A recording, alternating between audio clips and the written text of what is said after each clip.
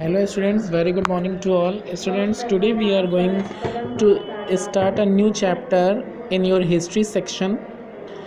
That is the last chapter. This is the last chapter of your history section, independence and math. Sorry. देखिए, independence जो हमें स्वतंत्रता मिली उसके बाद भी ऐसा नहीं कि हमें स्वतंत्रता मिल गई तो हम पूरी तरीके से आज़ाद हो गए। हमें फ्रीडम तो मिली थी, लेकिन उसकी बहुत भारी कीमत हमको चुकाना पड़ा था। भाई, स्वतंत्रता प्राप्ति के लिए कई लोग शहीद हो गए और कई संपत्ति, बहुत ज़्यादा धन पैसा सब कुछ लगा भारत को आज़ाद होने में। अंग्रेज़ भी हमारे देश को लूट के समझ लिए बाहर, तब भारत से गए। 200 साल तक उन्होंने राज्य किया। तो उसके बाद भी काफ़ी ज़्यादा भाई और भी ज़्यादा ऑब्स्टिकल्स आई, और भी ज़्यादा मुसीबतें आई, रुकावटें आई, क्योंकि इतनी बड़ी डेमोक्रेसी में भारत की डेमोक्रेसी जो है, भारत एक प्रजातांत्रिक देश है और यहाँ की डेमोक्रेसी सबसे लार्जेस्ट डेमोक्रेसी है।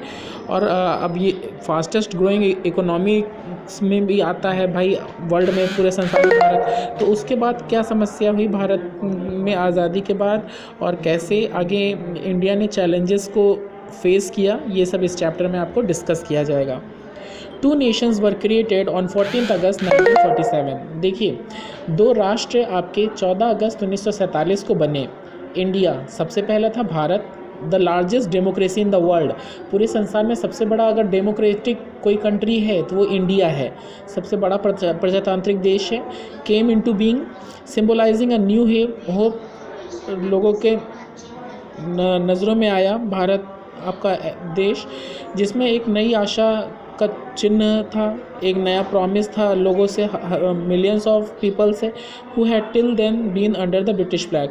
मतलब एक आज़ादी, मतलब जो अब तक के सब लोग ब्रिटिश फ्लैग में थे, तो जिस दिन स्वतंत्रता मिली तो उनकी एक नई आशा का उनके अंदर प्रचार हुआ, जो और जो एक वादा था लोगों से कि उनको आज़ादी मिलेगी, वो पूरी हुई, जो कि अब तक ब्रिटिश फ्लैग में थे। ठीक है, तो नया मिलियंस ऑफ पीपल से एक नया प्रॉमिस किया गया, अब तक जो ब्रिटिश फ्लैग में अंदर थे। ठीक है, क्या कि मतलब उनको आज़ादी तो मिल ही गई थी भारत वाले में। तो अब यहाँ पे मतलब इस पूरे पैराग्राफ का कहने का मतलब है, उसके बाद आपका जो भारत आया उसमें एक नई आशा थी, एक नया प्रॉमिस था हज़ारों लोगों से, जो कि अब तक ब्रिटिश फ्लैग में थे अंडर में। Challenges before independent India. अब जो आपका स्वतंत्र भारत था उसके सामने कई चुनौतियां थीं। ठीक है, अब वो कौन सी चुनौतियां झेलनी पड़ी, देखिए। चैलेंजेस बिफोर इंडिपेंडेंट इंडिया, ठीक है, उसके सामने कौन कौन सी, स्वतंत्र भारत के सामने कौन कौन सी चुनौतियां आई, उनके बारे में पढ़ेंगे। पहला था रिहेबिलिटेशन ऑफ रिफ्यूजीज़। आपका रिहेबिलिटेशन जो था, मतलब पुनर्वास, मतलब दोबारा किसी जगह पे रहना, उसे कहते हैं रिहेबिलिटेशन। ठीक है, पुनर्वास ऑफ रिफ्यूजीज़ माने शरणार्थी, मतलब जो बाहर से आए होते हैं लोग, उन्हें हम रिफ्यूजीज़ कहते हैं। जो हमारे वहाँ दूसरे देश के हों और हमारे वहाँ के शरण लेते हैं, उन्हें हम रिफ्यूजीज़ कहते हैं। तो उनका जो पुनर्वास हुआ, आपका रिहेबिलिटेशन ऑफ रिफ्यूजीज़, वो इसमें हम पढ़ेंगे। क्या है ये? The partition caused mass movement of people across the borders. अब जो ये पार्टीशन हुआ, भारत और पाकिस्तान का जो बंटवारा हुआ, उससे क्या हुआ कि काफ़ी ज़्यादा लोग जो थे वो भड़क गए थे, बॉर्डर्स पे आ गए थे। Due to the partition million of people were uprooted and had to flee from their homes. इस पार्टीशन की वजह से मिलियंस ऑफ पीपल जो थे वो जड़ से उखाड़ दिए गए थे और उनको अपने घरों से भागना पड़ा। कई के घर छूट गए और कई अपने परिवारों से बिछड़ गए लोग। इस तरीके से हुआ। 8 million refugees cross the newly drawn border to reach India. आपका 8 मिलियन जो रिफ्यूजीज़ थे, शरणार्थी जो थे, उन्होंने नया जो बना था बॉर्डर भारत का, उसको क्रॉस करके, उसको newly drawn border to reach India cross किया और भारत में पहुंच गए बाहर से आके शरणार्थी। There were millions of refugees without a home. उसमें बहुत से शरणार्थी, बहुत से रिफ्यूजीज़ ऐसे थे जिनके पास घर भी छिन गया था, क्योंकि वो बॉर्डर को क्रॉस करके आए थे। Delhi receive the largest number of refugees. उसमें सबसे ज़्यादा रिफ्यूजीज़ कहाँ के थे, मतलब कहाँ के शरणार्थी थे? भारत के, दिल्ली से आए थे, दिल्ली से रिसीव किए गए थे। The new government now had a big responsibility of rehabilitating them. अब नई जो गवर्नमेंट बनी थी, जो नई सरकार बनी थी, उसके पास एक बड़ी जिम्मेदारी थी कि उनको रिहेबिलिटेट करना। रिहेबिलिटेट मीन्स हो गया कि उनको फिर से भाई उनको रहने की जगह देना, क्योंकि उनके तो जगह छिन गई थी ना बाहर के देश। जब जैसे ही भारत 2 भागों में बट गया तो अब जो शरणार्थी थे, जो रिफ्यूजीज़ थे, जो बाहर के कंट्री, उन्होंने बॉर्डर पार करके वो भारत पहुँचे। अब उनको दोबारा से वास देना, उसी को हम रिहेबिलिटेटिंग कहते हैं। तो दोबारा से उनको भाई रहने की जगह देना, ये उनके लिए बड़ी रिस्पॉन्सिबिलिटी थी सरकार की। There was a shortage of almost everything. अब हर चीज़ की तो कमी थी उस वक्त। जब भारत तुरंत आज़ाद हुआ था तो अंग्रेज़ तो ज़्यादातर चीज़ें ले जा चुके थे, और जब विभाजन हो गया तो उससे और भी चीज़ें बढ़ गई। अब सब चीज़ों की कमी, फूड टू मेडिसिन, यहाँ तक खाने से लेकर दवाइयों तक, इंडस्ट्री से लेकर इंफ्रास्ट्रक्चर से लेकर यहाँ तक कि स्किल्ड मैन पावर को भी समस्या थी। And from housing to distribution system, और वो घर कैसे बांटते, ये भी एक बड़ी से बड़ी समस्या आ रही थी। 10 a massive nationwide programme was launch for relief and aid. तो फिर एक बहुत बड़ा, मैसिव माने बहुत बड़ा, पूरे राष्ट्र में व्याप्त एक प्रोग्राम, एक कार्यक्रम चलाया गया, लॉन्च किया गया, जिससे कि उनको रिलीफ दिया जा सके उन शरणार्थियों को, और उनके लिए प्रॉपर व्यवस्था की जा सके रहने की। Integration of princely states. अब आपका जो प्रिंसली स्टेट्स थे, मतलब जो आपके कई राज्य थे जहाँ पे राजा वगैरह जो राज्य करते थे, उनका इंटीग्रेशन जो हुआ उसके बारे में हम पढ़ेंगे। अब इंटीग्रेशन यहाँ पे क्या है, अभी आप देखिए इस पैराग्राफ में आपको डिस्कस किया जाएगा नेक्स्ट पैरा में। Students, integration of princely states. Integration means होता है बेटा यूनिफिकेशन, मतलब एकीकरण। ठीक है, जो कई प्रिंसली स्टेट्स थे उनका एकीकरण हो गया, कई वो आपस में मिल गए। ठीक है, टिल इंडिपेंडेंस तक, स्वतंत्रता तक, a large part of India was under the British government. जब तक आपको स्वतंत्रता नहीं मिली थी, जब तक भारत को, तब तक की जो एक बड़ा हिस्सा भारत का ब्रिटिश गवर्नमेंट के अंडर में था, and was referred to as the British India, और उसे रेफर्ड किया गया था ब्रिटिश इंडिया के रूप में। There was about 560 states called princely states that were ruled by maharajas और नवाब्स। उस वक्त आपके 560 स्टेट्स जो थे, जिनको प्रिंसली स्टेट कहा जाता था, वो महाराजाज और नवाब के द्वारा रूल किए जाते थे। ऑल्सो अ फ्यू टेरिटरीज, इसके साथ ही साथ कुछ टेरिटरीज जो थी वर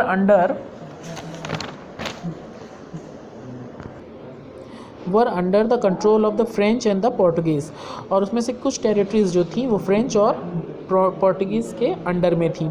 according to the Indian independence act of 1947, आपका भारतीय स्वतंत्रता जो आपका नियम था, अधिनियम जो था 1947 का, उसके अनुसार जो मोनार्की सिस्टम था, मोनार्की मतलब आपको पहले भी पढ़ाया गया है स्टूडेंट्स, मोनार्की सिस्टम जो है वो सिस्टम था जिसमें राजा और रानी का रूल होता है, तो वो बंद कर दिया गया। मोनार्की सिस्टम को पूरी तरीके से बंद कर दिया गया इंडियन इंडिपेंडेंस एक्ट के अनुसार।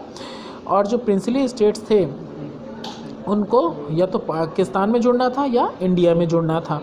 ठीक, दोनों में से किसी एक में आपको उनको ज्वाइन होना था।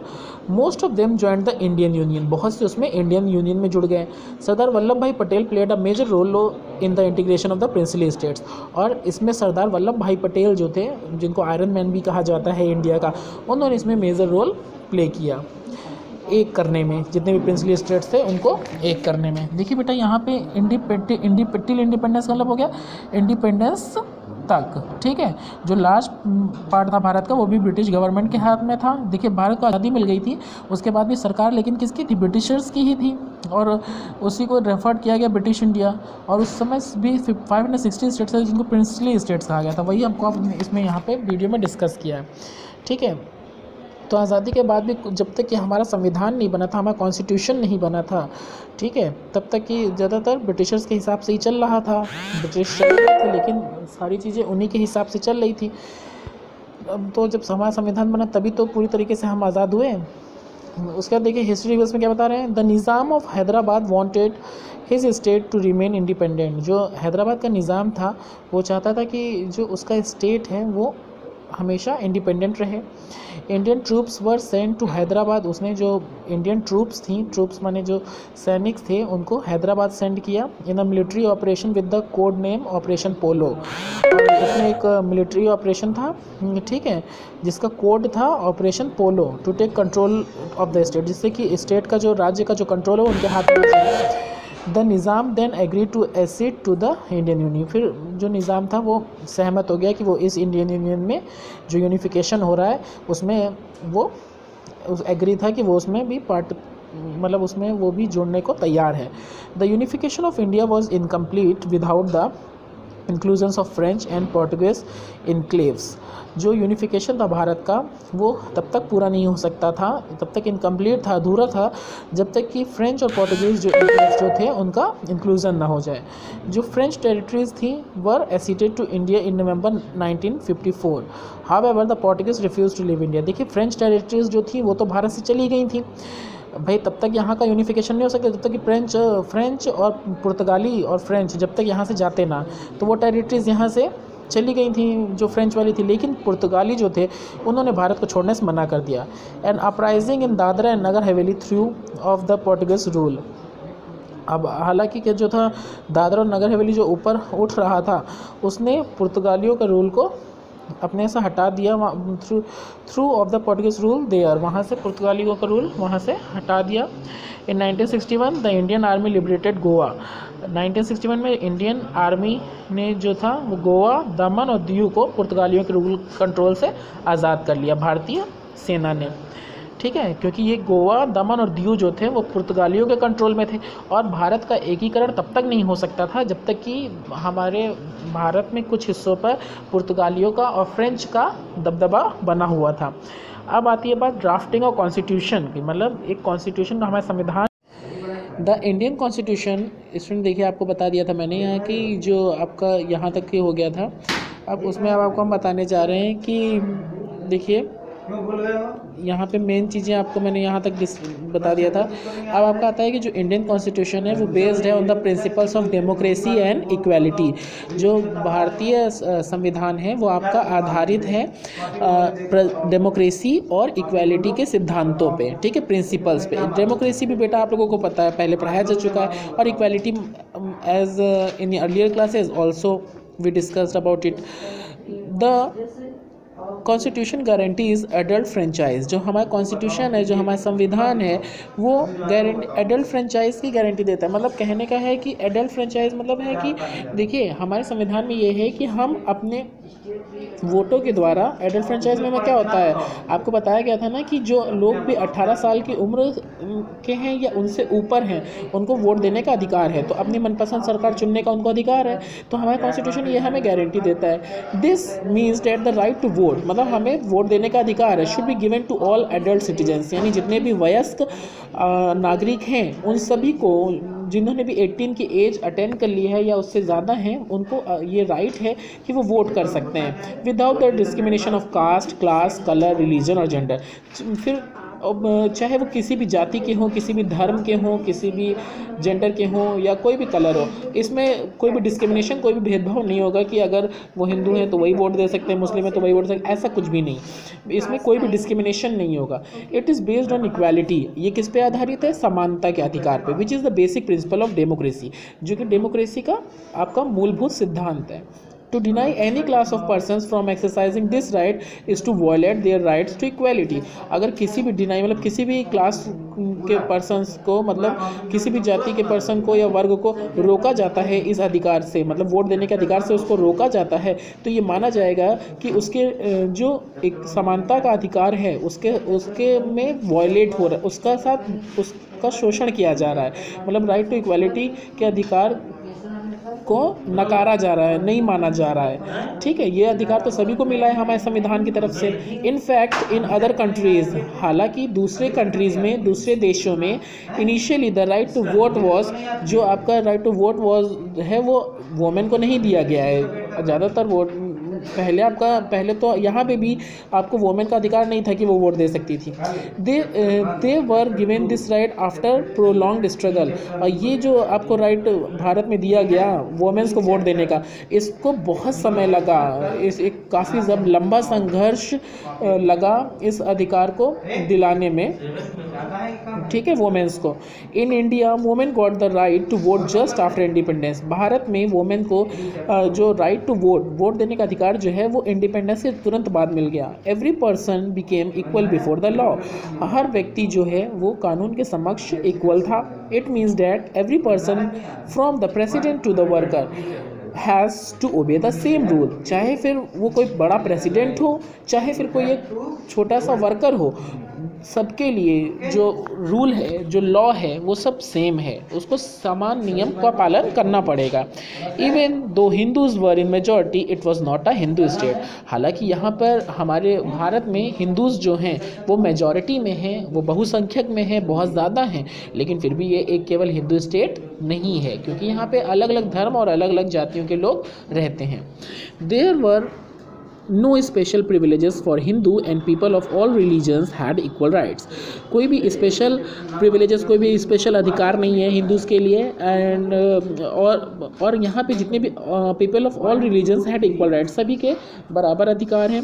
They all had equal opportunities, और सभी को बराबर अवसर भी दिए जाते हैं, चाहे फिर वो किसी भी रिलीजन का हो। Also caste system and untouchability were abolished. इसके साथ ही साथ जो जातिवाद सिस्टम चल रहा था हमारे प्राचीन भारत से, और छुआछूत जो था उसको अबॉलिश कर दिया गया हमारे भारत में, उसको बंद कर दिया गया। The lower caste that had been oppressed for centuries were now considered equal. अब the lower caste that had been oppressed for centuries were now considered equal. अब जो lower castes जो oppressed हो रही थी सेंचुरी से, मतलब जिनको बहुत शताब्दियों पहले से लोग उनके ऊपर अत्याचार कर रहे थे, जो लोअर कास्ट थी, अब वो उनको भी बराबर माना गया, उनको भी सारे अधिकार दिए गए जो बड़ी जातियों को दिए जाते थे। Earlier they were denied entrance to public places और इवन टेम्पल्स। इससे पहले देखिए प्राचीन भारत में आपको पढ़ाया गया था कि उनको पब्लिक प्लेसेस पे, यहाँ तक कि मंदिरों में भी जाना मना था जो आपके निम्न कास्ट के थे। Every person has to access to all public places. लेकिन अब सभी को अधिकार है, चाहे फिर वो टेम्पल्स हों, प्लेग्राउंड हो, होटल हो, शॉप या मार्केट हो, सब में हर कास्ट के लोग जा सकते हैं। Untouchability is a punishable offence. Offence माने क्या होता है आपका अपराध।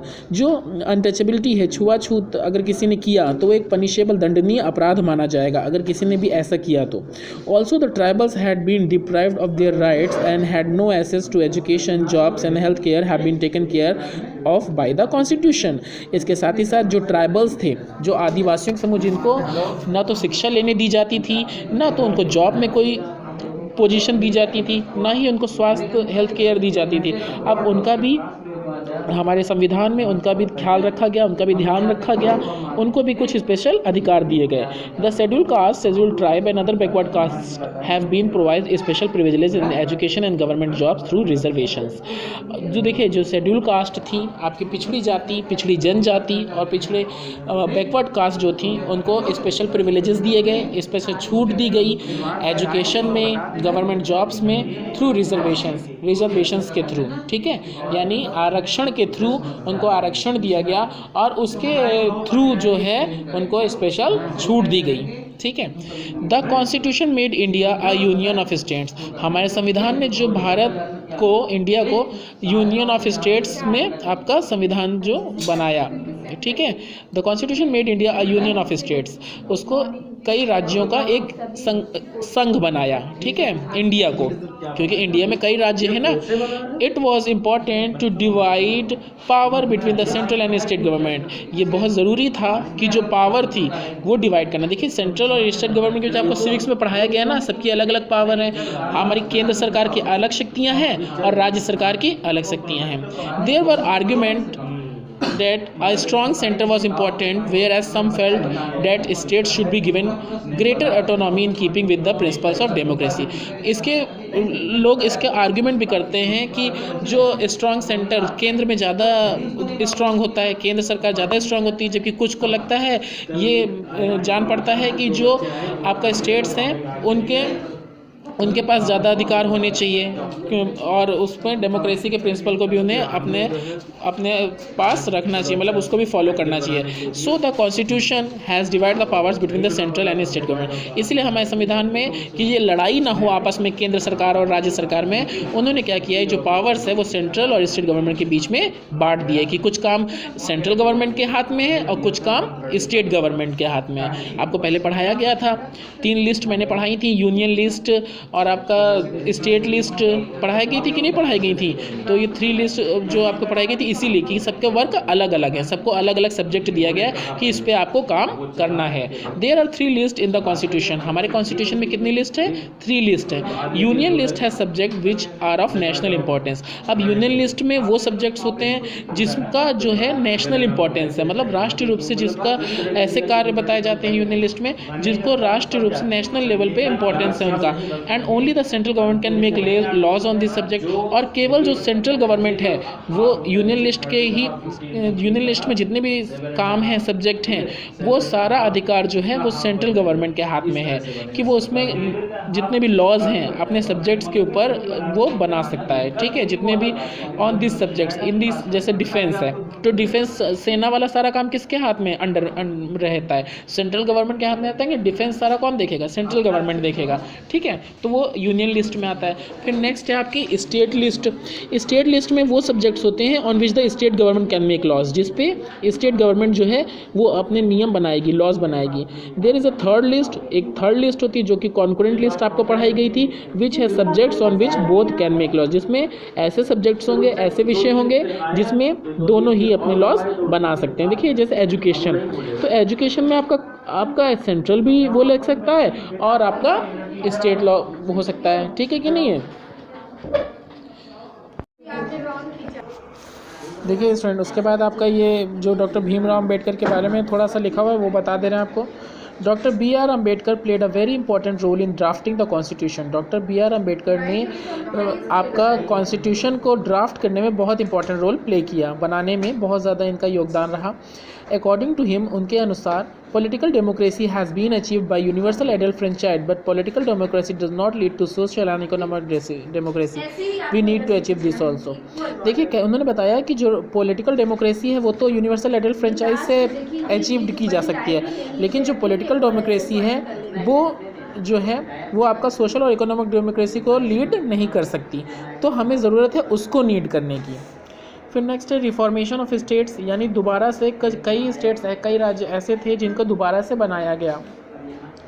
बिफोर इंडिपेंडेंस के पहले यानी स्वतंत्रता के पहले, the election manifesto of the Congress party, जो इलेक्शन मैनिफेस्टो था आपका, मैनिफेस्टो मतलब बताया था कि क्या होता है आपका, जो उनके मतलब वो आगे के उन्होंने आइडियाज़ प्रोग्राम अपने तय किए थे कांग्रेस पार्टी ने कि वो क्या करेगी, अब उसमें लिखा था।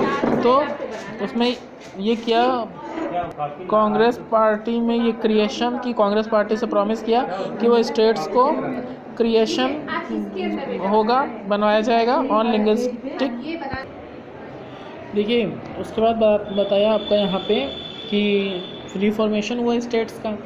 तो before independence the election manifesto of the Congress party has promise the creation of states on linguistic lines. मतलब इंडिपेंडेंस के पहले जो इलेक्शन मैनिफेस्टो था, मतलब इलेक्शन मैनिफेस्टो आपको पहले भी डिस्कस किया जा चुका है बच्चों सिविक्स में कि क्या होता है, जिसमें जो भी पॉलिटिकल पार्टी होती है वो लिखती है कि वो आगे अगर इलेक्शन जीत जाएगी तो वो क्या क्या करेगी। ठीक है, कांग्रेस पार्टी का तो पार्टी ने प्रॉमिस किया था कि वो स्टेट्स को लिंग्विस्टिक लाइन पे, मतलब जो उनकी भाषाएं हैं उसके आधार पर बनाएगी। However after independence the scenario was different. हालांकि जो आज़ादी पाने के बाद जो सिनेरियो था, जो दृश्य था वो बिल्कुल अलग था। Formation of Andhra Pradesh, the contribution of पोती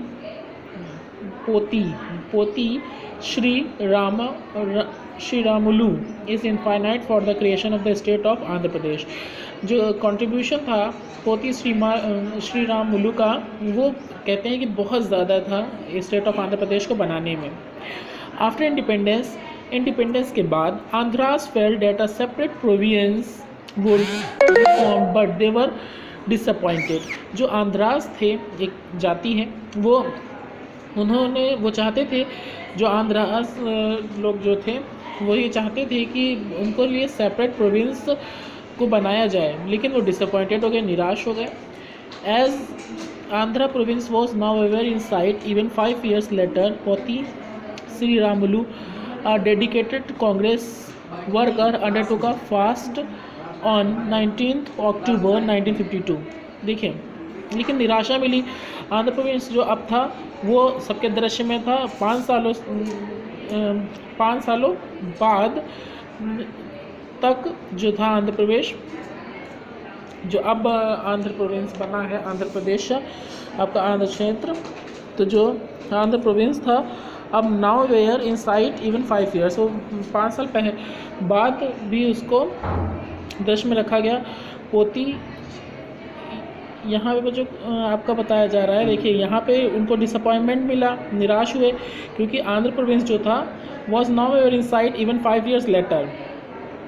उसके आंध्र प्रदेश को अलग बनाने के क्षेत्र में बहुत दिनों से बात चल रही थी। Potti Sriramulu, a dedicated Congress worker, undertook a fast, उन्होंने एक व्रत मतलब फास्ट रखा, अनशन पे बैठे। 19 अक्टूबर 1952 में एक कांग्रेस वर्कर थे जो इन्होंने आंध्र प्रदेश आंध्रास के थे, और जो इन्होंने मांग की कि आंध्र प्रदेश को अलग किया जाए, एक सेपरेट स्टेट बनाया जाए, सो डेट द आंध्रास में have a state of their own, कि जिससे कि आंध्रास का ये अनशन पे बैठ गए कि आंध्रास का एक खुद का अपना राज्य होना चाहिए। He attempt to force the government to separate Andhra along linguistic lines, उन्होंने गवर्नमेंट जोर डालना भी चाहते थे कि जिससे कि गवर्नमेंट जो है वो आंध्र प्रदेश को लिंग्विस्टिक लाइन्स पे अलग करे। Violence erupted in many places, कई जगह हिंसा भी हुई, and there were strike to support him, और कई लोग हड़ताल पे भी बैठे उनको सपोर्ट करने के लिए। After 56 days of the hunger strike, 56 दिनों की भूख हड़ताल के बाद ही डाइड, इनकी मृत्यु हो गई। It was the martyrdom of पोती Sriramulu that led to the creation of a separate Andhra state in October 1953। ये मार्टियर मतलब जो आपके मार्टियर उसे कहते हैं देशभक्त को, जो पोती श्रीरामुलु थे वो एक महान देशभक्त थे जिन्होंने अपनी कुर्बानी देकर आंध्र प्रदेश स्टेट की क्रिएशन करवाया अक्टूबर 1953 में। नेक्स्ट है आपका, India has had already suffered division along religious line, जो इंडिया थी वो पहले से ही सफ़र कर रही थी, भाई विभाजन हो चुका था भारत में धार्मिक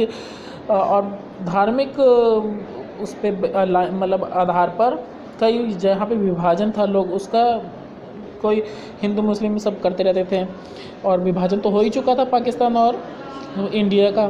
now the Indian government was reluctant to divide India on linguistic basis, अब जो आपका इंडियन गवर्नमेंट थी वो तैयार थी इंडिया को लिंग्विस्टिक बेसिस पे डिवाइड करने में। People felt cheated as they were waiting the creation of state where their native language, लोगों को लगा कि ये उनके साथ चीटिंग की जा रही है, क्योंकि वो इंतज़ार कर रहे थे जो स्टेट्स का क्रिएशन होगा वो उनकी वहाँ की जो लोकल लैंग्वेजेस हैं उनके आधार पे होगा, मतलब जो वहाँ जहाँ रहते हैं वहाँ जो भाषाएं बोली जाती हैं उसी के आधार पर उसका क्रिएशन भी होना चाहिए। Jawaharlal Nehru appointed the state reorganisation commission in 1953, Jawaharlal Nehru ने स्टेट रीऑर्गेनाइजेशन कमीशन 1953 में अपॉइंटेड किया। It was headed by Justice Fazal Ali and its task was to reorganize state boundaries along linguistic lines, मतलब भाषाओं के आधार पर जो भाषाएं लिंग्विस्टिक लाइंस के बेसिस पे बाउंड्रीज़ को रीऑर्गेनाइज़ किया गया, और इसके जो हेड थे वो थे न्यायाधीश फजल अली, और उन्होंने ये जिम्मेदारी ली कि वो स्टेट की बाउंड्रीज़ को लिंग्विस्टिक लाइंस के आधार पर रीऑर्गेनाइज करेंगे। The linguistic formation of Andhra Pradesh result in growth of linguism and regionalism, अब जो आंध्र प्रदेश का स्टेट बना उससे क्या हुआ, लिंग्विज्म यानी भाषावाद और आपका रीजनलिज्म यानी धर्मवाद जो था वो फैलने लगा। 10 Tamil speaking people demanded for Tamil Nadu, फिर जब तमिल लोग बोलते थे मतलब भाषा के आधार पे हो रहा था, तो आंध्र प्रदेश में जैसे हुआ कि वहाँ की जो भाषा बोली जाती थी उसी हिसाब से उनको वहाँ के जो लोग रहते थे उनके लिए सेपरेट स्टेट बना। तो फिर ऐसे तमिल के लोग भी कहने लगे कि हम तमिल बोलते हैं तो हमारा भी एक अलग स्टेट, तो तमिलनाडु बना। कन्नड़ जो लोग बोलते थे उन्होंने कर्नाटका की मांग की, ऐसे ही और भी स्टेट्स बनते चले गए। The state reorganisation commission submitted its report in 1956। 1956 में जो स्टेट्स रीऑर्गेनाइजेशन कमीशन था उसने अपनी रिपोर्ट सबमिट कर दी। कॉन्सिक्वेंटली इसका परिणाम ये हुआ कि 14 न्यू स्टेट्स और 6 यूनियन टेरिटरीज जो थी वो फॉर्म हुई based on languages. The north eastern states were also formed on the basis of language. जो नॉर्थ ईस्टर्न स्टेट थे वो भी आपके भाषा के आधार पर नए बने। Choosing an official language. देखिए नेक्स्ट वीडियो बच्चों आपका है कि देखिए यहाँ तक हो गया था कि मैंने बताया था कि तमिलनाडु बन गया, कर्नाटका में फिर ऐसे होगा कि जो स्पीकिंग पीपल थे वहाँ के कन्नड़ जो बोलते थे कर्नाटका की डिमांड कर ली। ऐसे नए नए स्टेट्स जो हैं बनना शुरू हो गए। अब आई बात चूजिंग एन ऑफिशियल लैंग्वेज की। ऑफिशियल लैंग्वेज क्या होगी, मतलब जो वर्क होते हैं राज्य के लिए वो उसकी भाषा क्या होगी। भाई अब जैसे मान लो ऑफिशियल कन्नड़ यहाँ पे तो कर्नाटका में तो बोली जाती है, लेकिन अब जैसे दूसरी जगह है तमिलनाडु में अगर वहाँ का कोई डॉक्यूमेंट उनको भेजना है तो कौन सी भाषा में भेजा जाएगा। Another major challenge that the Indian government has to face was the decision on India's national language. अब दूसरा जो मेजर चैलेंज था, बहुत बड़ी चुनौती थी भारतीय सरकार के सामने, वो ये थी कि अब भारत की राष्ट्रीय भाषा कौन सी होगी, उसको कौन सी नेशनल लैंग्वेज किसे चुना जाए। India is a land of many languages, और इंडिया जो है स्टूडेंट्स भाई बहुत सी लैंग्वेजेस का लैंड था। There was a need for a common language. अब ज़रूरत थी एक कॉमन लैंग्वेज की, एक सामान्य भाषा की जो लोगों को, अलग अलग स्टेट्स के लोगों को एक साथ जोड़ सके। आफ्टर मच डिबेट, बहुत ज़्यादा बहस के बाद, the government choose Hindi as the official language of India. जो भारतीय सरकार थी उसने हिंदी को ऑफिशियल भाषा माना भारत के लिए। It was to be written in Devanagari script. अब बच्चों आपको मालूम है स्क्रिप्ट माने लिपि होता है। हिंदी को किस लिपि में लिखा जाता है, किस स्क्रिप्ट में लिखा जाता है, अगर बोला जाए तो देवनागरी लिपि में लिखा जाता है। ठीक है, लिपि है ये आपका। स्क्रिप्ट इंग्लिश में स्क्रिप्ट कहते हैं, हिंदी में उसे लिपि कहते हैं। People speaking other languages felt that the decision to choose Hindi as the official language was an attempt to sideline their culture. जो बहुत से लोग जो दूसरी भाषाओं को बोलते थे हिंदी के अलावा, उन्होंने ये महसूस किया, उन्होंने ये सोचा कि जो ये डिसीजन लिया गया है कि हिंदी जो है वो ऑफिशियल लैंग्वेज है, वो एक अटेम्प्ट है, एक कोशिश थी कि अपने कल्चर को साइड में कर देना, भाई अपनी संस्कृति को अलग कर देना। The central government finally decided, फिर इस केंद्र सरकार ने फाइनली डिसाइडेड किया to allow the state government to choose their own official language and recognise 22 such Indian languages. फिर अब भाई जब पहले कहा गया कि हिंदी ही पूरे भारत की भाषा होगी, लेकिन अब जो बहुत से राज्य थे उन्होंने कहा कि ये डिसीजन जो लिया गया है कि हिंदी जो है वो ऑफिशियल लैंग्वेज होगी, ये गलत डिसीजन लिया गया है। इस डिसीजन का लेने का मतलब है कि अपने कल्चर से दूर हो जाना, अपनी संस्कृति से अलग हो जाना, क्योंकि देखिए हर जगह की, हर राज्य की अपनी एक संस्कृति है, अपना रहन सहन है, अपना लिविंग स्टाइल उनका अलग है। तो सेंट्रल गवर्नमेंट ने इसके ऊपर फिर से फाइनली डिसीजन ये लिया कि जो स्टेट गवर्नमेंट्स थी, जो अलग अलग जगहों की, अलग अलग स्टेट्स की जो गवर्नमेंट्स थी, उनको ये अलाउ किया गया कि वो अपनी खुद की ऑफिशियल लैंग्वेज बनाएं, और ऐसे ही 22 इंडियन लैंग्वेजेस को चुन लिया गया। It was also declared that English could also be used for English purposes, official purposes, sorry। और ये भी डिक्लेयर किया गया कि जो इंग्लिश है उसका भी इस्तेमाल किया जाएगा ऑफिशियल पर्पसेस के लिए। Neither the constitution nor any Indian law specifies a national language. ना तो कोई कॉन्स्टिट्यूशन, ना ही संविधान, और ना ही कोई भारतीय नियम किस स्पेसिफाई करता है कि नेशनल लैंग्वेज कौन सी होनी चाहिए। History reveals Sikkim the Himalayan state sandwiched between India and China. Sikkim जो कि एक हिमालयन स्टेट है, सैंडविच मतलब समझ रहे हैं सैंडविच क्या होती है, दो ब्रेडों के बीच में आलू जैसा भरा होता है, मतलब जो मटेरियल भरा जाता है उसे सैंडविच कहते हैं। तो ऐसे ही सिक्किम है, सिक्किम आपका हिमालयन स्टेट है। देखिए वो इंडिया और चाइना के बीच में बिल्कुल दबा हुआ है, बीचों बीच है, इसीलिए उसे सैंडविच कहा जा रहा है। Was merge with India in 1775। Sikkim को फिर भारत में ही मर्ज कर लिया गया, मिला लिया गया 1975 में। ये स्टूडेंट पूछा जाता है when Sikkim was merged. A referendum was held which approved it's merger with India, दस एबोलिशिंग मोनार्की। अब एक रेफरेंडम जो था वो हेल्ड किया गया जिसमें ये अप्रूव कर दिया गया कि जब ये भारत से मिला, क्योंकि अब ये भारत से मर्ज हो गया है, इसीलिए वहाँ से मोनार्की जो था वो एबॉलिश कर दिया गया, क्योंकि भारत में मोनार्की तो चलती नहीं है। मोनार्की मतलब राजा रानी का राज्य तो चलता नहीं है। फिर आया इकोनॉमिक चैलेंजेस, अब भारत के पास आज़ादी के बाद बहुत से आर्थिक चुनौतियों का भी सामना करना पड़ा। The British rule in India had lead total stagnation of agriculture and industries.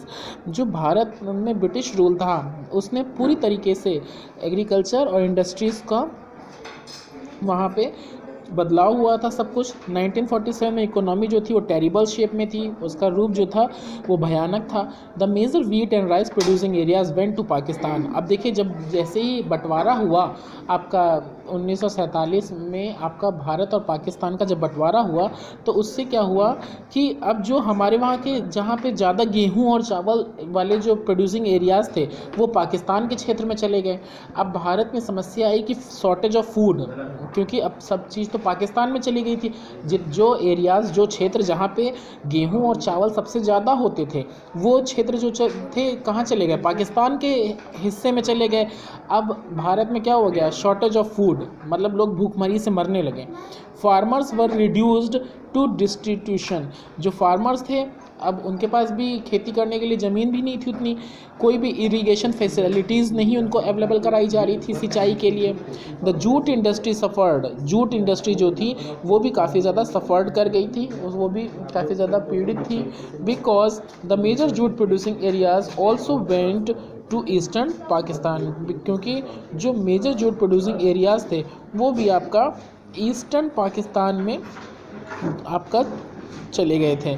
To improve the economy was one of the most urgent task of the government. अब गवर्नमेंट का सबसे जो अर्जेंट टास्क ये था, अर्जेंट काम ये था कि वहाँ की भारत की इकोनॉमी को जो था इम्प्रूव करना था। Planning for development. अब भारत का विकास कैसे किया जाए इसके लिए योजना बनाई जाने लगी। The new Indian state was faced with herculean task for, herculean मतलब जानते हैं ये बेटा, हेरिक्यूलियन टास्क जो है ये आपका एक ईडियम है, मतलब कठिन कार्य।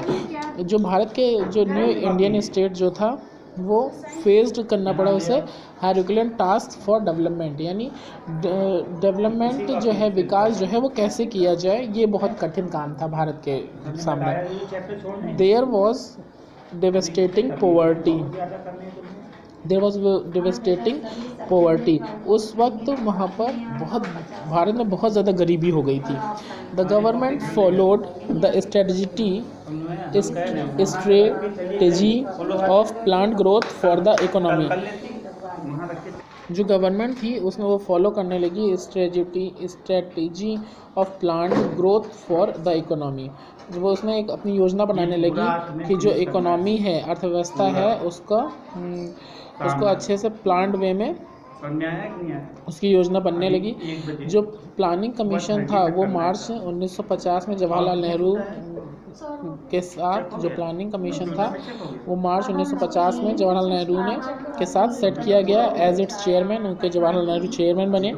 It's objective was to plan and initiate the process of development. इसका मेन ऑब्जेक्टिव जो था वो था कि योजना बनाना कि किस तरीके से डेवलपमेंट किया जाए। It was decided that India would be a mixed economy in which both government and private individuals exercise economic control and contribute to the development of the country. ये डिसाइड किया गया इंडिया जो है वो उसमें mixed economy है। देखिए, मिश्रित अर्थव्यवस्था थी जिसमें दोनों ही गवर्नमेंट और प्राइवेट इंडिविजुअल्स जो थे उनको कंट्रीब्यूट करना पड़ेगा, अपना योगदान देना होगा जिससे कि भारत का डेवलपमेंट हो सके। The planning commission made a succession of 5-year plans to hasten the development of the country. जो उस वक्त का प्लानिंग कमीशन था उसने 5-year प्लान बनाए, 5 वर्षीय योजनाएं बनाई जिससे कि भारत का जो विकास वो हो सके। The first 5-year plan was launched in 1951। बच्चों ये पूछा जाता है पहली पंचवर्षीय योजना कब लागू की गई? ठीक है, 1951 में, 1951 में first 5-year plan was launched. पहला पंचवर्षीय जो प्लान था वो 1951 में लागू हुआ।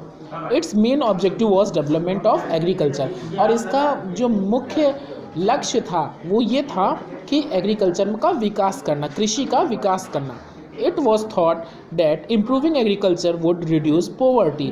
ये माना जा रहा था, ये सोचा जा रहा था कि अगर एग्रीकल्चर इम्प्रूव हुआ उससे जो पॉवर्टी है, गरीबी जो है वो समाप्त हो जाएगी, और provide food for the growing population, और जो बढ़ती हुई जनसंख्या है उसके लिए देखिए स्टूडेंट, फर्स्ट प्लान आपका 5 ईयर प्लान बता दिया गया था, उसमें बताया गया था वो क्यों चालू किया गया था।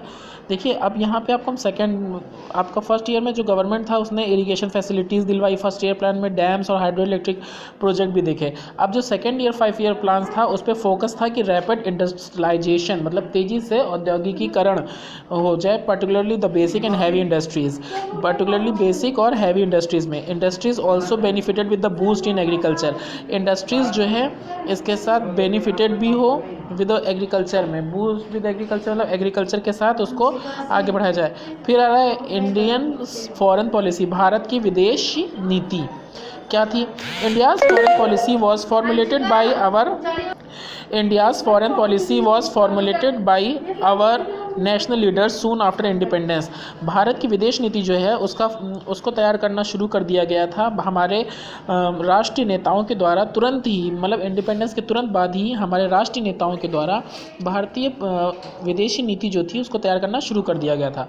Under the guidance of Jawaharlal Nehru, India champion the cause of world peace. जो आपका जवाहरलाल नेहरू की अध्यक्षता में भारत जो था वो शांति की तरह, मतलब पूरे संसार में शांति रहे और भारत का एक वर्ल्ड में इंपॉर्टेंट प्लेस उसके लिए कार्य करना शुरू कर दिया था सबने। United Nations UN was formed after the second world war. देखिए यूनाइटेड नेशंस आपका द्वितीय विश्व युद्ध के बाद उसका निर्माण हुआ था, उसका एम्ड था कि वर्ल्ड पीस, पूरे संसार में शांति रहे, उसको स्थापित करना। India became one of the founding members of the UN, और भारत जो था वो आपका UN का एक फाउंडिंग मेंबर्स कहा जाता है। Jawaharlal Nehru called dams the temples of modern India. Jawaharlal Nehru ने डैम्स को मॉडर्न इंडिया का टेम्पल्स कहा है। नॉन अलाइंग मूवमेंट, अब बच्चों क्या था आपका non aligned movement. Soon after the Second World War, the world was divided into 2 power blocks. आपका जब द्वितीय विश्व युद्ध तुरंत समाप्त हुआ उसके तुरंत ही बाद जो वर्ल्ड था वो डिवाइडेड हो गया 2 पावर ब्लॉक्स में। One was the eastern of communist bloc led by the union Soviet socialist republics USSR, और जो अदर था वो कैपिटलिस्ट ब्लॉक था जो कि led by United States of America. Though there were no actual war between these power block, हालांकि इन जो ये दोनों बड़ी बड़ी पावर्स थी कि कोई भी एक्चुअल वॉर नहीं था। देखिए एक था USSR और दूसरा था USC, इन दोनों में जो 2 भागों में बट गया था आपका जो वर्ल्ड था, लेकिन इन दोनों ही में कोई भी आपसी मतभेद नहीं था। ठीक है, there was mutual distrust and suspicion leading to tension and conflict. इनमें क्या था, आपस में विश्वास नहीं था, एक दूसरे के ऊपर संदेह करते थे, जिससे कि टेंशन हो रही थी और आपस में संघर्ष हो रहा था। India did not want to be aligned with either of the power blocs. Bharat जो है वो किसी भी इन दोनों के साथ ही, ना तो USA के साथ जुड़ना चाह रहा था, ना ही USSR के साथ जुड़ना चाह रहा था। It join the non aligned movement launched in 1961। अब इसीलिए इन्होंने क्या ज्वाइन किया, नॉन अलाइंग मूवमेंट, मतलब किसी में वो नहीं जुड़ेंगे, जो कि 1961 में हुआ। The NAM organization was founded by the leaders of Egypt, Ghana, Indonesia, Yugoslavia और इंडिया। और ये जो नाम ऑर्गेनाइजेशन थी, संगठन था, इसको फाउंड किसने किया, फाउंडेड किया जो आपका वो इजिप्ट, घाना, इंडोनेशिया, यूगोस्लाविया और इंडिया के जो नेता थे उन्होंने इसको फाउंड किया था, क्योंकि वो लोग नहीं जुड़ना चाहते, ना तो USSR के साथ जुड़ना चाहते थे, यूनियन सोवियत सोशलिस्ट रिपब्लिक के साथ, ना ही यूनियन स्टेट्स ऑफ अमेरिका के साथ जुड़ना चाहते थे, वो बिल्कुल अलग रहना चाहते थे। तो उन्होंने ऐसे ऑर्गेनाइजेशन को ज्वाइन किया जो बिल्कुल ऐसे लीडर्स ने बनाई थी जिसमें ना तो USA के कोई थे, ना तो USSR के थे, सब अलग अलग जगहों के थे। ये बाकी जो संगठन था इसमें वैसी कंट्रियां थीं जो इन दोनों ही ग्रुप से, इन दोनों ही ब्लॉक से जुड़ना नहीं चाहती थीं। Their action to not give any favor to any of the 2 power block is called the Initiative of 5।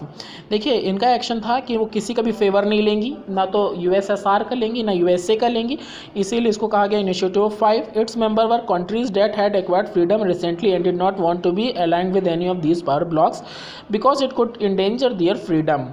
देखिए इस जो NAM नॉन अलाइंड, ये था आपका जो नॉन अलाइंड मूवमेंट, इसमें आपकी वो कंट्रीज़ जुड़ी थी जिनको अभी थोड़े ही दिनों पहले आज़ादी मिली थी। जैसे भारत, देखिए भारत भी तो ब्रिटिशर्स के अंडर में था, ऐसे ही आपका चाइना है, यूगोस्लाविया है, इंडोनेशिया है, इजिप्ट है, ये सब पहले किसी न किसी के गुलाम रह चुके थे।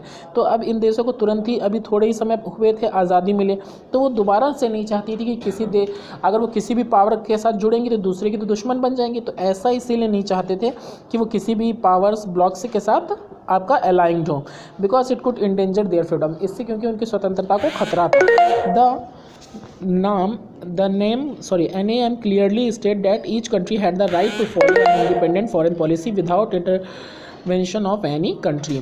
देखिए NAM नॉन अलाइंग जो आपका ऑर्गेनाइजेशन था उसका क्लियरली कहना था कि हर कंट्री को अधिकार है, पूरी तरीके से राइट है कि वो इंडिपेंडेंट फॉरेन पॉलिसी को फॉलो करे without intervention of any country, जिसमें किसी का भी दूसरी कंट्री का इंटरफेयर नहीं होगा। नेक्स्ट, इंडिया टुडे, आज भारत का क्या है दशा। After nearly 17 years of independence, आपका नियरली 17 ईयर्स ऑफ इंडिपेंडेंस के इंडिया जो था वो उसने आपका अब वो समझ लीजिए एक बहुत लंबा रास्ता तय कर चुका है। अब भारत आज के तारीख में भाई हमारे देश को आज़ादी का बहुत समय हो चुका है। It is the largest democracy, हमारे वहाँ की डेमोक्रेसी सबसे लार्जेस्ट डेमोक्रेसी है।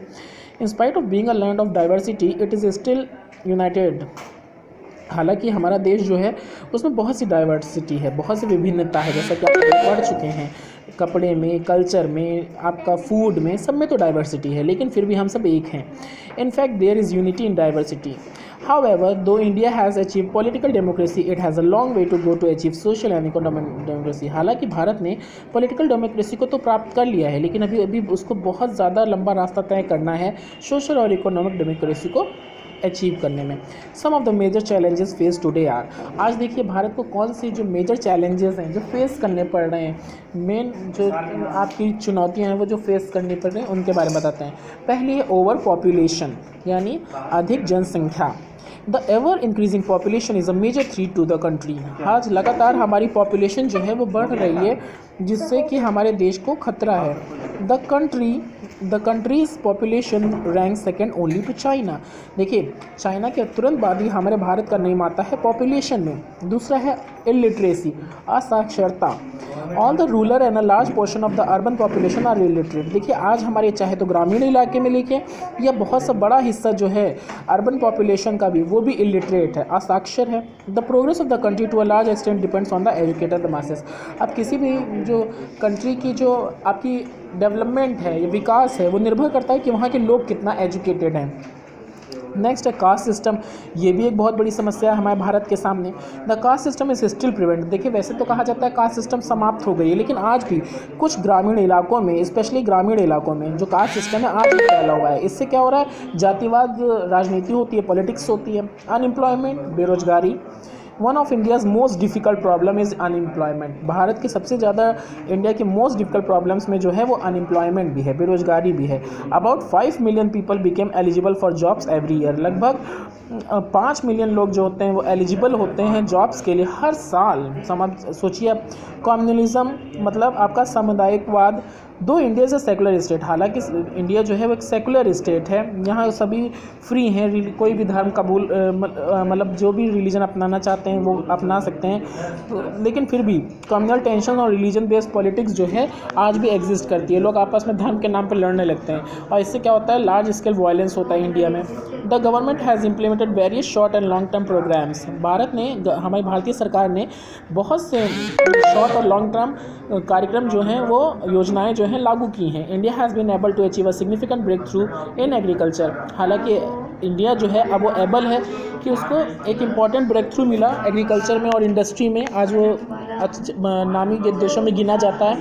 Also the government has introduce various employment scheme. इसके साथ ही साथ आज सरकार जो है कई योजनाओं को लागू कर रही है एम्प्लॉयमेंट स्कीम, रोजगार देने के लिए, और वर्किंग हार्ड कर रही है सोशल इविल्स को हटाने में, इरेडिकेशन मतलब हटाने में। जैसे कास्ट सिस्टम है, कम्युनलिज्म है, लिटरेसी है, लिटरेसी, अनएम्प्लॉयमेंट और ओवर पॉपुलेशन जैसी इलिटरेसी होगा, लिटरेसी नहीं बेटा वहाँ इलिटरेसी होगा। ऐसी जो समस्याएं हैं इनको हटाने के लिए आज सरकार बहुत ज़्यादा वर्क कर रही है। अब बेटा आपका ये चैप्टर यहाँ पे फिनिश हो गया। अब अराउंड द वर्ल्ड आपको इसमें पढ़ना है। इसमें अगर कोई चीज़ नहीं समझ में आती तो आप पूछ सकते हैं, और आपका एग्जामिनेशन पर्पज़ से इसको आपको नहीं पढ़ना है, ठीक है, अराउंड द वर्ल्ड। और आपका बाकी चैप्टर फिनिश हो गया इम्पोर्टेंट नंबर सी, और इसी के साथ आपका हिस्ट्री का कोर्स भी कंप्लीट हो गया। इसमें जो बेटा आपको क्वेश्चंस है वो मैं आपको सेंड कर दूंगा आज या कल तक, ठीक, तो उसको आपको कंप्लीट करना है और इसके मैप भी। Okay now students